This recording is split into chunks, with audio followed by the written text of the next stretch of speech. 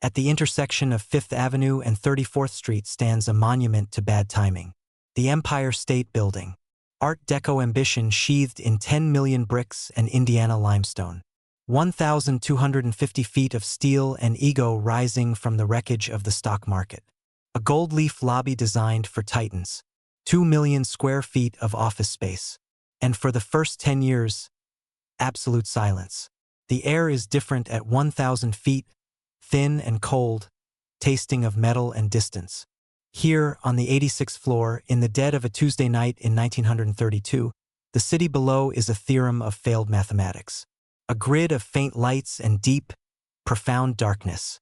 From this vantage, you can almost believe the stories they told. The promise of eternal ascent, of a market that could only go up, of a future forged in steel and riveted to the sky. The wind, a lonely, keening thing, whips around the limestone facade, the only tenant that pays no rent. This is the Empire State Building, and it is a ghost. A magnificent Art Deco ghost watching over a city of ghosts. It is the tallest structure in the world, an achievement of such staggering scale and speed that it should be the beating heart of the metropolis. But the heart is not beating. Inside, behind the iconic silhouette, there is silence. Miles of empty corridors, acres of unleased office space. Elevators sit dormant in their shafts. Telephones wait for calls that will never come. It was born of a roar, the crescendo of the jazz age, but it opened to a whisper, the sound of a nation holding its breath in a breadline. They called it the eighth wonder of the world. The public, with a cynicism sharpened by hunger, gave it a different name, the Empty State Building. The paradox is absolute, carved into the very stone of its foundation. It is a monument to ambition that became a museum of economic ruin, a cathedral of commerce with no congregation. And so it stands tonight, a dark needle against a darker sky, asking the same silent, damning question to the sleeping city below. What is the purpose of a pinnacle when the world it was meant to command has crumbled into dust? What happens to the dream when the dreamer wakes up to a nightmare? This building is the answer. It is a 1,250-foot question mark aimed at the heavens. The name itself was a declaration, a planting of a flag. The Empire State, New York's boastful moniker, a claim of dominion not just over a state, but over an era of industry and finance. To name a building this was to claim it was the capital of that empire, the seat of its power. John Jacob Raskob and his syndicate were not merely stacking floors. They were codifying a worldview. They were building an argument in steel, a closing statement for the case that American capitalism was a force as elemental and as upwardly mobile as gravity was a lie. Each ascending floor was a new clause in that argument, each rivet a punctuation mark. The chrome, the marble, the geometric precision of its lobby were meant to be an immaculate reception for the titans who would shape the 20th century from its boardrooms. But history has a taste for cruel irony. The empire was already receding. The legions of stockbrokers and financiers who were meant to fill these halls were instead walking specters on Wall Street, their pockets turned inside out, their grand ambitions reduced to the day-to-day calculus of survival. So the building became an empire in name only, an emperor with no subjects. It watched, impassive, as the real empire, the one of bread and labor, of desperation and quiet dignity, played out on the streets below. It saw the Hoovervilles sprout like bitter weeds in Central Park. It saw the faces of men who had once dreamed of corner offices now staring into the murky waters of the East River. The building was a sanctuary in the sky, hermetically sealed from the grime and the sorrow, yet it was also a perfect mirror. Its emptiness reflected the city's own. Its silent, cavernous spaces were a precise architectural echo of the hollowness felt by millions. The structure was designed to inspire awe, to make one feel small in the face of such human achievement. And it did, but not in the way its creators intended. It made the common man feel small not because of its height, but because it was an untouchable, useless monument to a feast he had never been invited to, the bill for which he was now forced to pay. The architect of this grand, tragic folly was not, in fact, an architect. He was a creature of a different sort, a man who saw the world not in lines and forms, but in numbers on a ledger.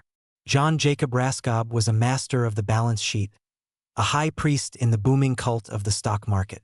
His story was the quintessential American fable of the era. A self-made man from Lockport, New York, who, through cunning and a relentless belief in the power of leverage, had risen to become the chief financial mind behind both DuPont and General Motors. He was the man who pioneered the idea of buying cars on credit, a concept that fueled the consumer boom of the Roaring Twenties. He believed in debt. He believed in speculation. Most of all, he believed that the line on the graph would go up forever. For Raskob, the world was a series of assets to be acquired and liabilities to be managed. Beauty was a function of profitability. Legacy was measured in market capitalization. When he looked at the New York skyline, he did not see a cityscape. He saw a portfolio. He saw a collection of assets, each competing for dominance, for value, for the title of the most desirable address on the planet. His decision to build the world's tallest building was not born of a civic impulse or an aesthetic vision. It was a financial calculation, an act of supreme confidence, a final, definitive play in the great game. The building was to be his ultimate stock, an investment so large, so solid, so undeniably present, that its value could never be questioned. It was an attempt to take the ephemeral, jittery energy of the market and cast it in stone and steel to make it permanent. He was building a monument not to God or to country or to art, but to the abstract power of capital itself. He was constructing a physical manifestation of his own philosophy, that with enough money, enough credit, and enough audacity, a man could not only touch the sky, he could own it. Every great drama requires an antagonist, a rival force to sharpen the protagonist's ambition into a razor's edge. For John Raskob, that rival was Walter Chrysler. The automobile magnate was already making his own audacious claim on the Manhattan skyline, erecting a shimmering, stainless steel testament to his own industrial empire. The Chrysler Building was everything Raskob's project was not. It was an exercise in ornate, almost whimsical beauty, a jewel box of Art Deco design with its eagle-headed gargoyles and its sunburst crown. It was an architect's building, a structure celebrated for its daring aesthetics. And as it climbed higher, floor by glittering floor, it became a public obsession and a personal affront to Raskob. The race was on. This was not a competition of architectural philosophies or a debate about the future of the city. It was a bare-knuckled brawl between two of the richest and most powerful men in America, fought by proxy with armies of steelworkers and millions of dollars in investor capital. The prize was simple and primal: height. The right to look down on everyone else. Chrysler played his hand with theatrical cunning, keeping the true pinnacle of his building, a 185-foot spire, a closely guarded secret. It was assembled in secret inside the building's shell and then, in a single dramatic afternoon, hoisted into place, snatching the title of world's tallest building from a rival downtown tower. This act of corporate subterfuge sent a clear message to Raskob. The game was being played for keeps. It galvanized him. It transformed his project from a confident investment into a desperate obsession. He would not just beat Chrysler. He would obliterate his record. He would build something so tall, so indisputably monolithic, that no secret spire or last-minute trick could ever surpass it. The Empire State Building was therefore conceived in a crucible of envy and ego. It was a response, a retort, an act of one-upmanship on a scale the world had never seen. The fuel that powered its ascent was not just gasoline in the engines of the cranes, but the pure, high-octane resentment of one billionaire for another. The conception of genius is often romanticized, imagined as a flash of divine inspiration in a quiet, contemplative study. The genesis of the Empire State Building was nothing of the sort. It was a moment of crude, almost childish simplicity, a gesture that stripped away all pretense of art and reduced architecture to a single brutal question. John Raskob, the financier, sat with his architect, William Lamb. He was frustrated by blueprints and technical jargon. He needed a concept he could grasp, something as clear and direct as a stock ticker. According to the legend, which has the undeniable ring of truth, Raskob pulled a thick, No. 2 pencil from his desk, stood it on its end, and held it before the architect. "Bill," he is said to have asked, How high can you make it so that it won't fall down? In that one question, the entire soul of the project is laid bare. It is a question devoid of aesthetics, of context, of human scale. It is not how beautiful can you make it, or how well can it serve the city. It is a question of pure engineering and pure ego. The pencil, a simple, functional object, became the Platonic ideal for the building itself. A long, straight, unadorned shaft, maximized for height and rentable floor space, capped with a point. The design that followed was a direct translation of that gesture. Shreve, Lamb, and Harmon produced a plan that was a model of ruthless efficiency. The building would have minimal setbacks, rising sheer from its base, a strategy that maximized interior square footage at the expense of the terraced elegance of older skyscrapers. It was a design dictated not by the eye, but by the calculator. Every decision was weighted against the project's two primary, non-negotiable goals: be the tallest and be profitable. This pencil test became the creation myth of the building, a story told and retold to emphasize the practical, no-nonsense American spirit behind it. But it also reveals a profound void at the heart of the enterprise.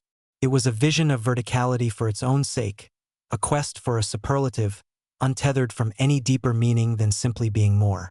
If John Raskob was the project's calculating brain and its deep-pocketed wallet, he knew he needed a heart. He needed a public face, a symbol of trust and integrity to sell this monument of speculative capitalism to the American people. He found it in the person of Alfred E. Smith, the happy warrior of the Democratic Party, the four-term governor of New York, the man who had just a year prior lost the presidential election to Herbert Hoover. Al Smith was the quintessential man of the people, a son of the Lower East Side whose political identity was inextricably linked with New York City. His name lent the project an air of civic virtue, a veneer of public service. Raskob made him president of the Empire State Incorporated, installing him in a grand office and giving him a salary that insulated him from the coming economic storm. It was a brilliant piece of public relations. Smith's involvement transformed the narrative. This was no longer just a private venture for the enrichment of a few. It was Al Smith's building. It was New York's building. He became its chief promoter, its most visible champion, smiling for cameras, laying cornerstones, and spinning tales of progress and prosperity. But for Smith, it was a gilded cage. He was a man of politics, of people, of public works. He now found himself in the world of high finance, a figurehead for an enterprise whose success was predicated on the very market forces that were beginning to unravel the nation. He was the president of an empty kingdom, the master of ceremonies for a celebration that few felt like attending. His folksy charm and political capital were just another asset being leveraged by Raskob, another tool being used to construct the tower. He had tethered his hard-won reputation to this single, gigantic venture, and as the economic tide went out, he, like the building itself, would be left impossibly high and dry, a symbol of a bygone era's misplaced optimism. Before the ascent, there must be a descent. Before the first steel beam could be raised, a palace had to be torn down. The site chosen for Raskob's tower was not some forgotten corner of Manhattan. It was 350 Fifth Avenue, the address of the Waldorf Astoria Hotel. This was not just a building. It was an institution, the epicenter of New York society for a generation. A sprawling, twin-towered Gilded Age fortress where the city's elite, the 400, had dined, danced, and conducted the business of their dynasties. To demolish the Waldorf Astoria was a symbolic act of profound significance. It was the new money of the Roaring Twenties, the money of industry and the stock market, literally bulldozing the old money of inherited wealth and aristocratic lineage. The process was a brutal spectacle of organized chaos. For months, the corner of Fifth Avenue and 34th Street was a war zone of noise, dust, and wreckage. The ornate ballrooms where debutantes had been presented to society were smashed into rubble. The velvet-roped corridors that had hosted presidents and kings were ripped open to the sky. It was a public autopsy of an era. The demolition was methodical, efficient, and entirely unsentimental. Valuable fixtures were auctioned off, but the bulk of the Grand Hotel was simply pulverized. This act of creative destruction was seen, at the time, as the very definition of progress. The past was a commodity, its value realized only when it was cleared to make way for the future. The clatter of falling masonry was the sound of the Jazz Age's closing argument. Nothing is sacred in the face of profit. Nothing is permanent when a taller, more lucrative vision comes along. But in retrospect, the demolition of the Waldorf Astoria feels less like a confident step forward and more like a desperate, final act of a culture already teetering on the brink. They were tearing down a monument to one era of excess to build a monument to another, unaware that both eras were already over. The dust from the fallen hotel had barely settled before the first tremors of the Great Crash were felt. The men tasked with translating Raskob's pencil sketch into a workable reality were the architects of the firm Shreve, Lamb and Harmon. They were not avant-garde visionaries or flamboyant artists in the vein of a Frank Lloyd Wright. They were pragmatists, masters of the commercial skyscraper, men who understood that in the world of New York real estate, time was money and efficiency was God. William Lamb, the lead designer, faced an unprecedented challenge: to design the world's tallest building on a brutally accelerated timeline and a budget that, while enormous, allowed for no superfluous ornamentation. Art Deco was the style of the day, but the Empire State Building's version of it would be stripped down, muscular, and lean. Its beauty would not come from intricate detailing or expensive materials, but from its sheer, unadorned verticality, its clean lines, and its perfect, symmetrical massing. The true genius of the firm, however, was not aesthetic but logistical. They designed the building as a product on an assembly line. The entire structure was broken down into standardized, repeatable components. Floor plans were kept largely identical. The steel frame was designed for rapid, modular assembly. They orchestrated a flow of materials to the site so precise it was compared to a military operation. In essence, they were not just designing a building. They were designing the process of its own construction. Their blueprints were not merely instructions for builders, but a complex flowchart for a temporary vertical factory. This focus on process over poetry meant that the human element was secondary. The building was designed around the movement of materials, the capacity of elevators, and the maximization of rentable square feet. It was a machine for commerce, and its architectural language was that of pure, unadulterated function. Shreve, Lamb, and Harmon were the perfect architects for a man like Raskob. They understood that the ultimate goal was not to create a work of art, but to erect a capital asset, and to do it faster and more efficiently than anyone had ever done before. The construction site at 350 Fifth Avenue was not a site at all. It was a self-contained industrial ecosystem, a vertical city under construction, operating with a ferocious, clockwork rhythm. The statistics alone are staggering, a testament to a scale of organization that borders on the inhuman.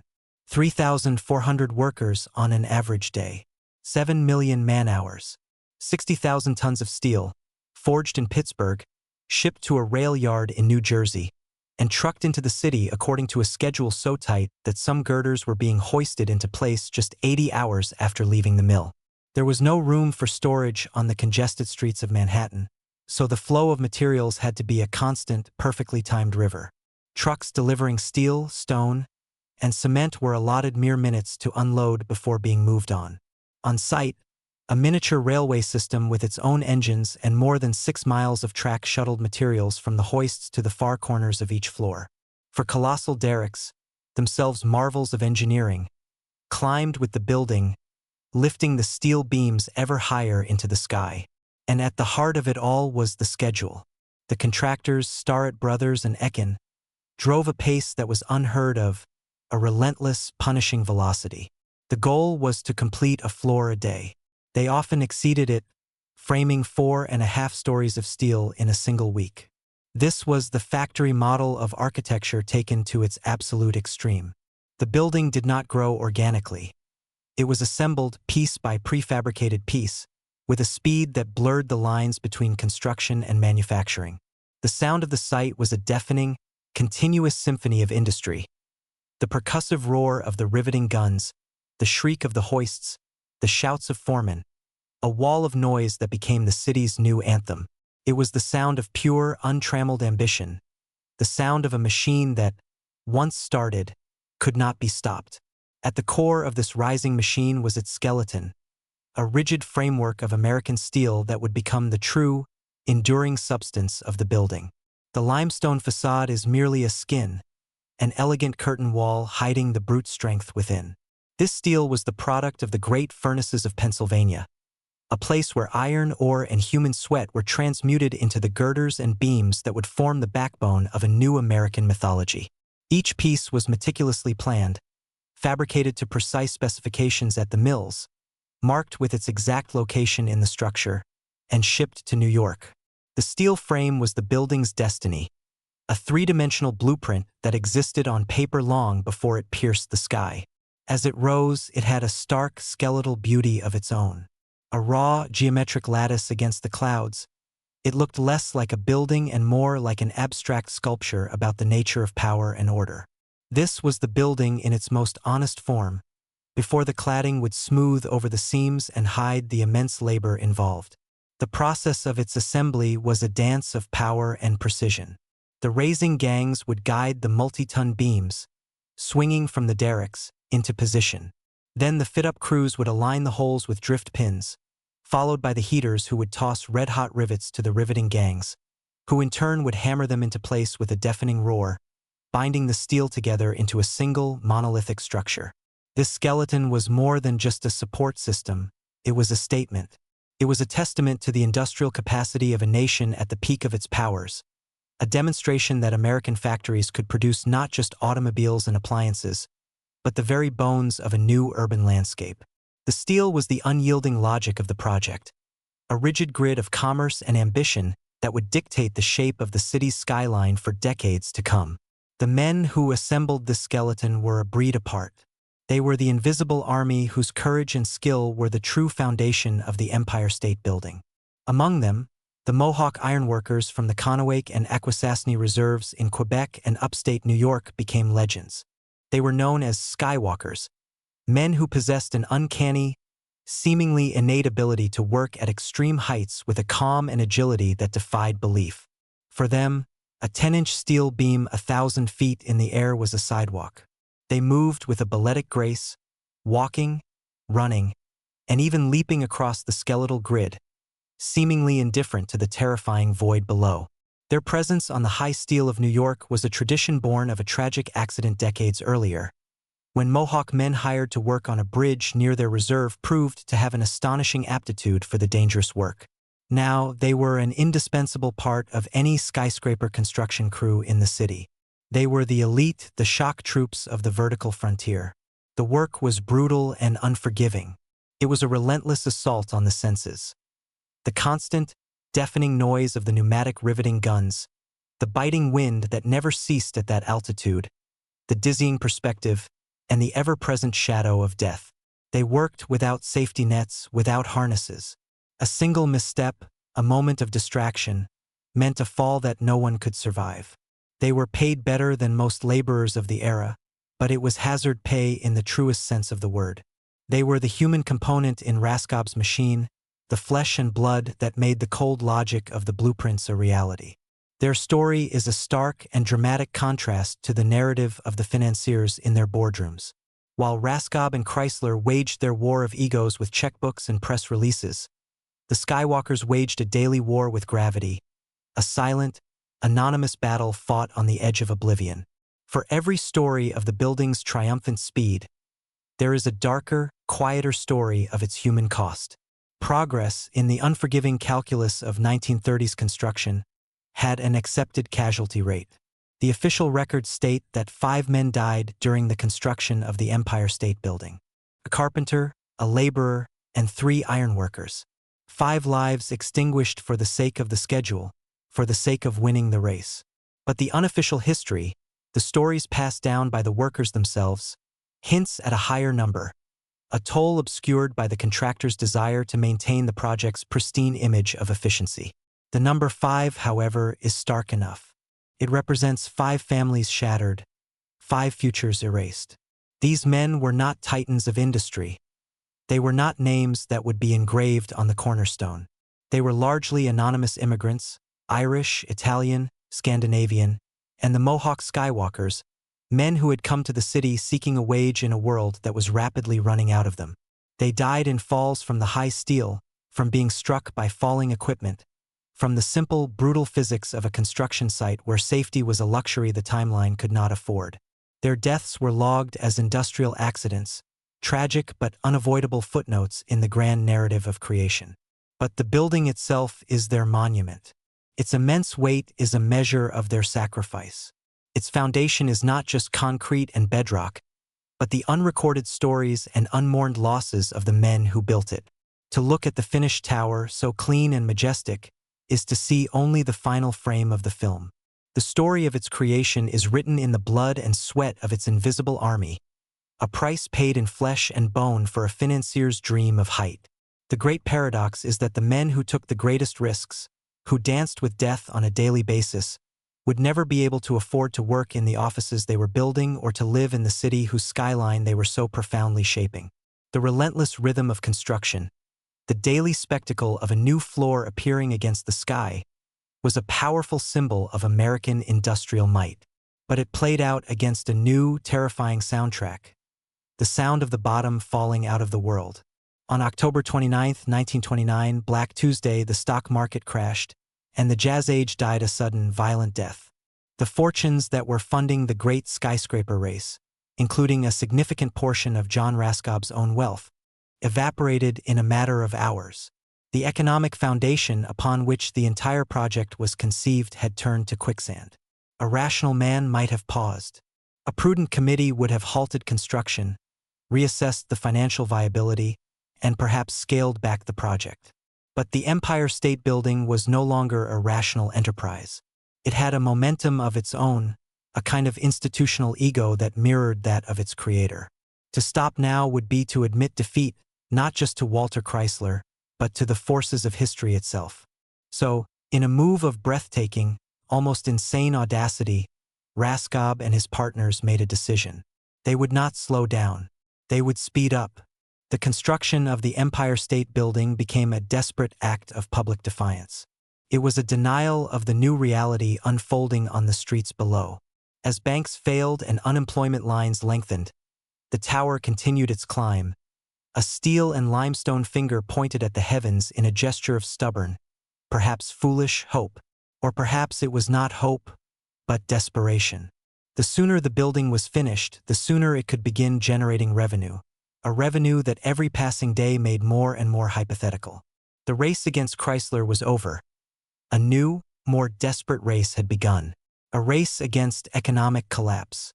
The acceleration of the project was framed as a triumph of the American spirit, a beacon of productivity in a darkening world. Newspapers lauded the miraculous pace, celebrating the contractors and workers as heroes of industry. The construction site became a morbidly fascinating tourist attraction, a place where people could watch something, anything, still being built in a world that seemed to be coming apart. But this narrative was a carefully constructed facade, a public relations campaign designed to mask a deep and growing panic. The speed was not a sign of strength. It was a symptom of profound financial distress. Every day of construction was a torrent of expenses, wages, materials, loan interest, and the investors were hemorrhaging cash. The only way to stop the bleeding was to finish the patient and hope for a miraculous recovery. So the pace became even more punishing. The already breakneck schedule was tightened further.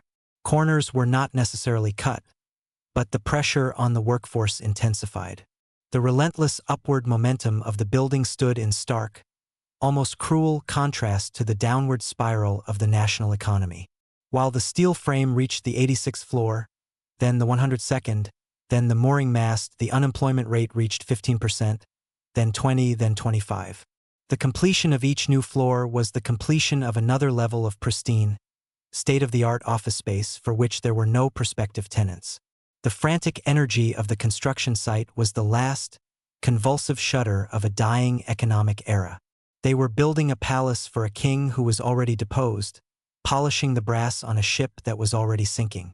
The noise of the riveting guns was loud enough to be heard for miles, but it could not drown out the deafening silence that was falling over the nation's factories and financial markets.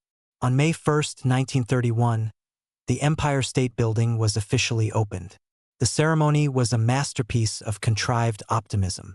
President Herbert Hoover, from the safety of the White House, pressed a symbolic button that supposedly turned on the building's lights for the first time. Al Smith, the happy warrior, stood beaming on the polished marble floor of the lobby, his grandchildren beside him, cutting a ribbon to welcome the world into his new domain. The newspapers ran glowing headlines. The eighth wonder of the world was complete. But the celebration was thin, a brittle performance for the newsreels. The city was not celebrating. The nation was not celebrating. The grand opening felt less like a coronation and more like a funeral. The guest of honor, prosperity, had failed to arrive. After the speeches were made and the dignitaries departed, a profound silence descended upon the building. The doors were open, but no one walked through them. The 57-passenger elevators, the most advanced in the world, sat waiting. The 2 million square feet of office space, enough to house a small city, remained stubbornly, overwhelmingly empty. The building was a triumph of engineering and a catastrophe of timing. It was a product perfectly designed for a market that no longer existed. The reality was stark and immediate. The Grand Lobby, intended to be a bustling hub of commerce, was a cavernous, echoing tomb. The security guards and elevator operators outnumbered the tenants. The building had been conceived as the ultimate address, the most prestigious center of business on the planet. It opened as the loneliest place in New York. The triumph of its construction was instantly and completely eclipsed by the failure of its conception. The world's tallest building had become the world's most magnificent and expensive mistake. The public, with the gallows humor born of hard times, soon gave the building its new, brutally accurate name, the Empty State Building. The nickname stuck, becoming a shorthand for the hubris of the bygone era and the painful reality of the present. For the first several years of its existence, the building was a financial black hole, a vertical abyss into which its investors poured money with no hope of return. Occupancy rates hovered around a dismal 23%. The rental income was not even enough to cover the interest payments on the mortgage, let alone the massive operating costs of running a vertical city. The lights that famously illuminated the spire at night were not a symbol of a vibrant, working building. They were a costly marketing ploy, a desperate attempt to create the illusion of success, to remind the city that the colossal structure was still there, waiting. The observation deck became the building's unlikely savior. For the price of $1, visitors could ride the futuristic elevators to the 86th floor and gaze out upon the city. It became one of New York's most popular tourist attractions, drawing over 1 million visitors a year. People who could not afford a new pair of shoes could, for a short while, buy the perspective of a king. The irony was savage. The building designed to house the captains of industry was kept afloat by the pocket change of the very people the economic system had failed. The observation deck was a success, but it turned the building into something its creators never intended. A spectacle, a curiosity, a vertical amusement park. It was a place to be looked from, not a place to be worked in.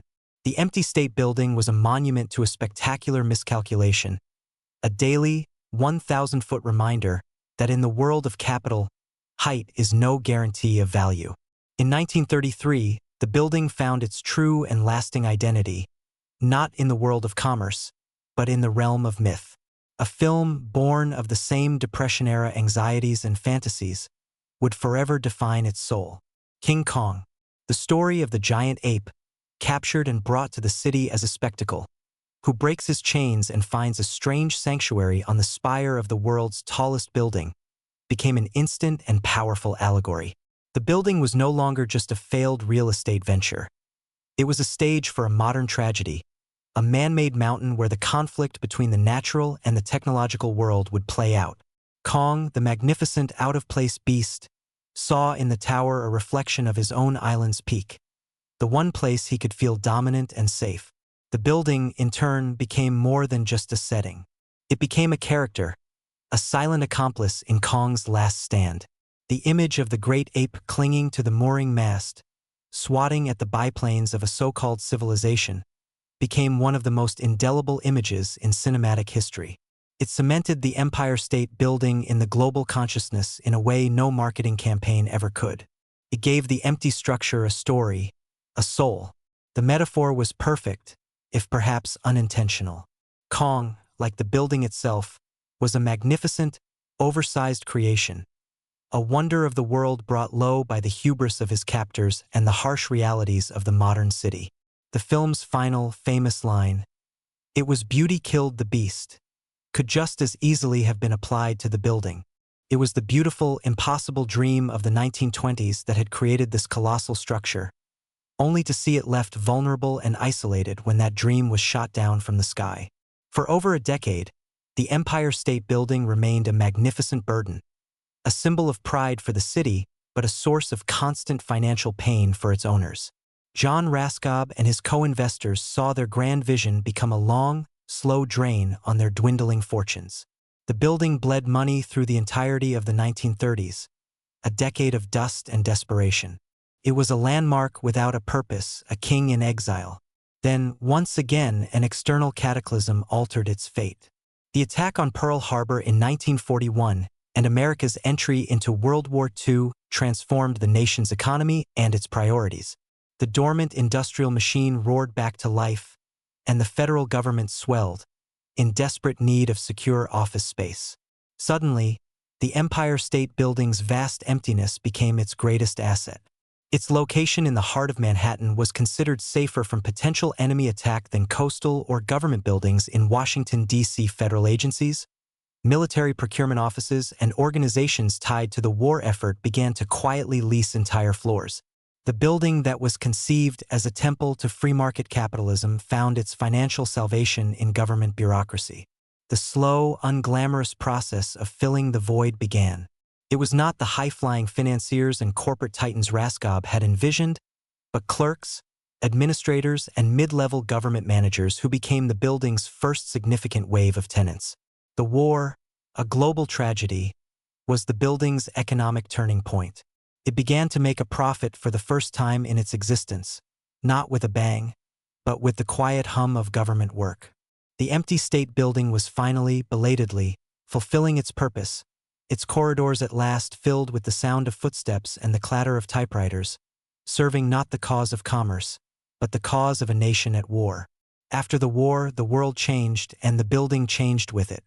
The post-war economic boom, the very prosperity that the building had been built to anticipate 20 years too early, finally arrived.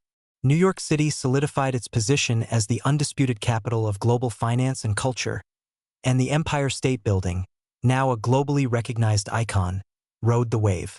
Its occupancy rates climbed steadily. It became a desirable, prestigious address. The stigma of the empty state years faded from memory, replaced by a new narrative of resilience and endurance. The building that had been a symbol of failure became a symbol of New York's and America's ability to overcome adversity. Its history was subtly laundered by time and nostalgia. The painful memories of the Depression, the desperation of its construction, the sacrifices of the workers. These details were smoothed over, forgotten in favor of the postcard image. It became a romantic backdrop for movies, a required stop for tourists, a silent character in the story of millions of New Yorkers. It was no longer just an office tower. It was a landmark, a cultural touchstone, a fixed point in a constantly changing city. For decades, it remained the tallest building in the world, a title that gave it a unique and powerful aura. Even after it was surpassed, first by the World Trade Center and then by towers around the globe, it retained its special status. It had become more than its height. It had earned its place not through the brute force of its initial construction, but through the slow, steady process of being lived in, worked in, and woven into the fabric of the city's life. The building had survived its own flawed birth to become something its creators, in their narrow focus on profit and prestige, could never have fully imagined. Beloved, we return to the spire, but now at dawn. The sky bleeds from black to indigo to a pale, hopeful gray. The first rays of sun catch the steel mast, and the city below begins to stir. The building is no longer empty. Its lights are not a marketing trick but a sign of the life within. It is no longer the tallest, a title lost long ago to towers of glass and hubris in other cities, but its power is undiminished. It holds a different kind of authority now, the authority of a survivor. John Raskob's initial question echoes through the 80 years of its existence. How high can you make it so that it won't fall down? He was talking about engineering, about the limits of steel and the force of wind. But the true test was never gravity. The true test was history. The building withstood the Great Depression, a world war, the city's near bankruptcy in the 70s, and the unspeakable trauma of watching its taller children fall on a September morning. It did not fall down. It absorbed the stories of the city, its tragedies and its triumphs, and reflected them back. It teaches us that a legacy is not a static monument carved in stone on its opening day. It is a living thing, an accumulation of meaning over time. The ambition that built it was flawed, born of ego and a foolish belief in perpetual growth. But the structure itself, in its endurance, transcended the vanity of its creators. It became a testament not to the power of a few wealthy men, but to the anonymous labor of its builders and the collective resilience of the city it commands. The dream of the 1920s died, but the building lived. And in living, it found a new, more profound purpose: to simply be there, a constant on the horizon, a silent witness, a promise in limestone and steel that even after the darkest night, the sun will rise again.